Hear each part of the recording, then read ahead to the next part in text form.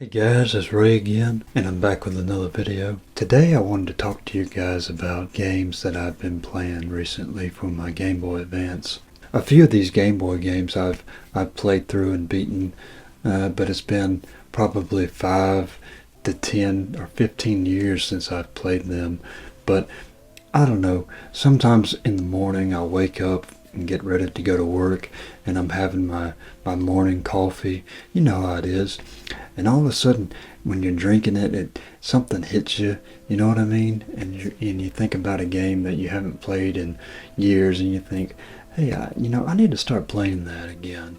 I really love that game. You know what I mean? Let me know down below if you've ever felt that way. But anyways, let's start off with the first game that I've been playing recently, Super Mario Land. This is the first game.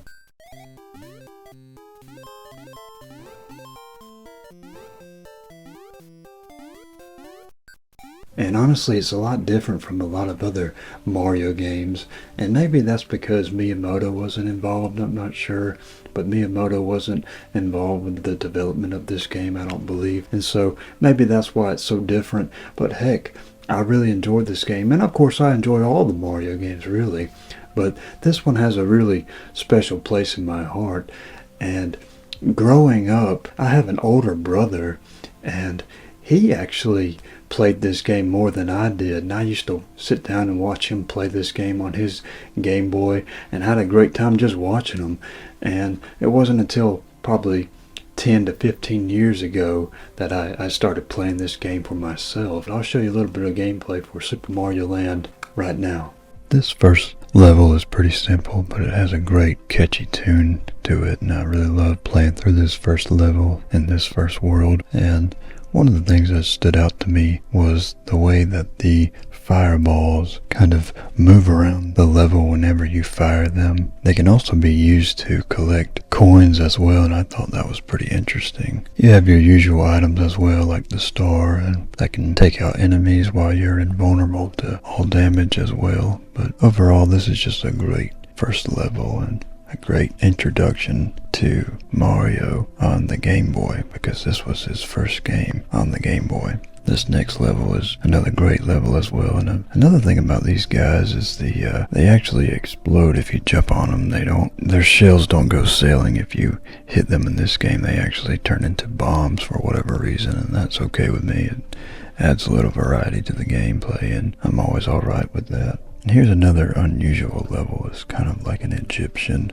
/ pyramid type of world here, and I really like this level as well. Feels very unique. This game in general just feels very unique. It's unlike any other Mario game that I've ever played, and that's a great thing here. A lot of my friends always preferred the second game over this one, and that's okay because the second one is a great game as well. But I think I actually like this first game more than the second one for whatever reason.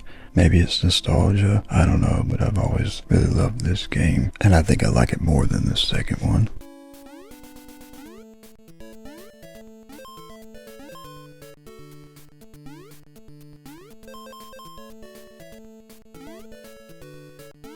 Okay guys, so that was Super Mario Land for the Game Boy.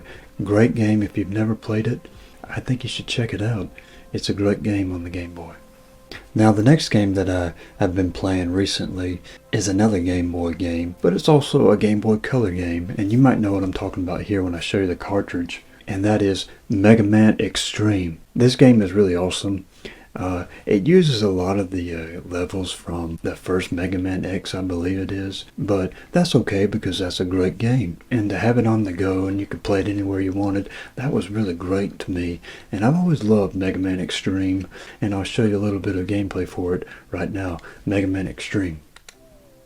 So this first level might look familiar to you if you've ever played the original Mega Man X for the Super Nintendo, and that's because this is a almost like a reimagining of that particular game, and maybe one for one, but I'm not positive on that. Here you'll have to take out these enemies. They almost serve like a mini boss, and there's one or two of these in this introduction level. And overall, this game looks great here on the Game Boy / Game Boy Color. and I've always enjoyed this game quite a bit. I remember when I first picked up this game, I was just blown away because I've always loved Mega Man and Mega Man X, and to have this game with me wherever I wanted to play Mega Man, that was just revolutionary to me at the time. Here you can take out the bosses in whatever order you want with these 4 options here, and I'm going to start with Chill Penguin. He seems to be the easiest for me, but he's still no pushover. This is a great looking level here on the Game Boy Color, and I've always enjoyed this particular level.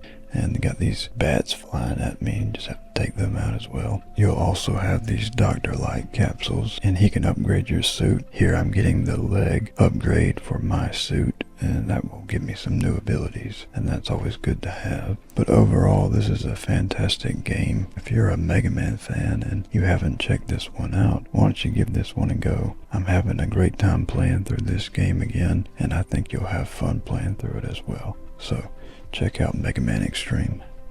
Okay guys, so that was Mega Man Extreme for the Game Boy / Game Boy Color, and really great game. If you love Mega Man and you never played this particular game, I think you should check it out. There's also a second game called Mega Man Extreme 2 where you can play as Zero, and that's a great game as well. But that's for another time. Okay, now we're going to move on into the Game Boy Advance. This particular game, sometimes I'll wake up in the middle of the night and it just comes to me, But that seems to happen a lot to me with this particular series of games. And I'll wake up in the middle of the night and I'll say, I got to play that game tomorrow. And sometimes I don't, but I want to. You know what I mean? And that particular game is The Legend of Zelda, The Minish Cap.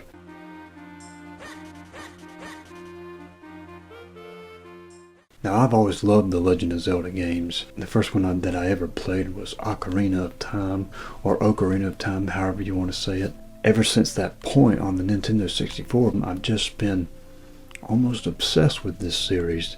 I love it so much. And this particular Zelda game on the Game Boy Advance was developed by Capcom, actually. And of course they did the Game Boy Color games of Oracle of Ages and Seasons.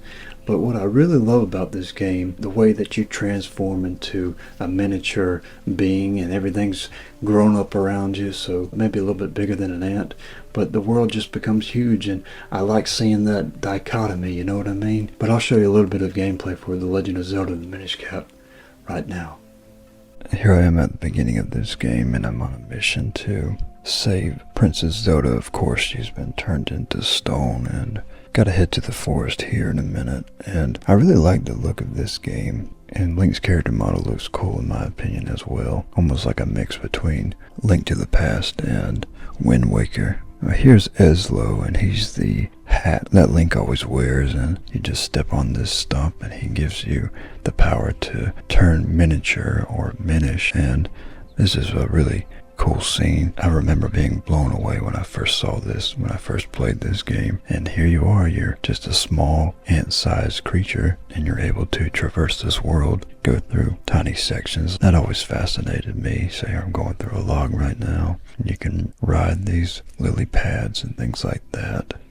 And heading to this village, you got acorns right here, and they're massive compared to me now. And just a really awesome idea, I think, that Nintendo and Capcom came up with. I'm not sure who had the full say on that, but either way, they did a great job with this concept. And he lets me by here, finally figured out how to get by and talk to them in their own language, and he tells me to go to the first dungeon, and that's what I'm doing now.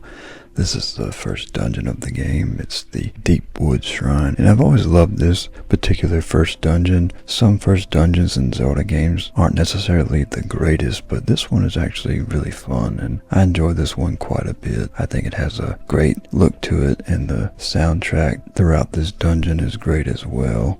And it has a lot of great puzzles as well, and I really like this first dungeon. Not too difficult and not too easy either, so it's a happy medium, I would say. And here we come to almost like the main frame of this dungeon. It's the barrel, and I thought this was a really cool idea as well. Once you burn the attachments that are holding this barrel in place, you'll be able to move this barrel from one side to the other, kind of roll around inside of it, and that's a really awesome concept for a Zelda dungeon in my opinion. I've always liked this main frame.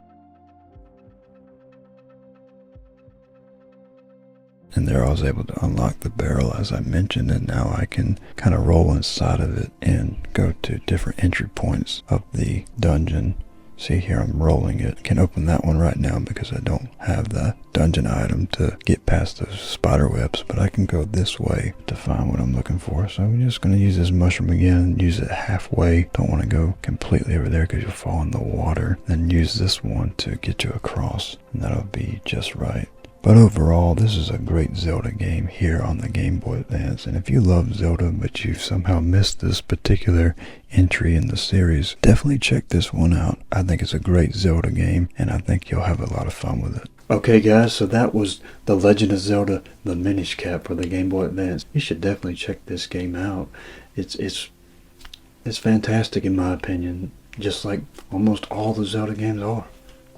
But anyways guys, that's just the games that I've been playing through recently. I'd love to know down in the comments section below, what have you guys been playing recently? Have you been playing some Switch games, maybe some Switch 2 games?